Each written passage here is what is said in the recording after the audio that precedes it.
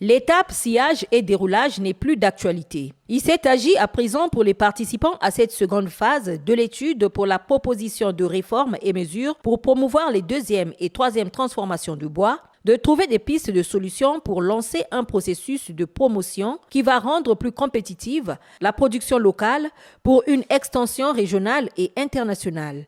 Le segment artisanal et le segment industriel ont donc une partition à jouer. Alors, chacun a son rôle à jouer avec ses propres moyens, ses propres positionnements. Le segment industriel a des moyens importants, donc il peut adresser des deuxième et troisième transformations, non seulement pour le marché local, mais éventuellement aussi pour l'export.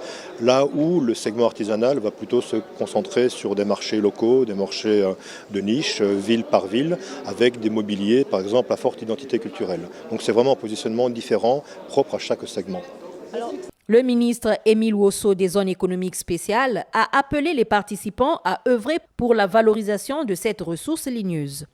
Ceci est un véritable désastre socio-économique intolérable qu'il nous faut corriger à tout prix et de toute urgence, surtout à la faveur de la promulgation le 8 juillet 2020 de la loi 33/2020 portant code forestier, qui met un accent particulier sur la transformation de l'essentiel de la production de grumes sur le territoire national en vue d'une valorisation optimale des ressources forestières de notre pays.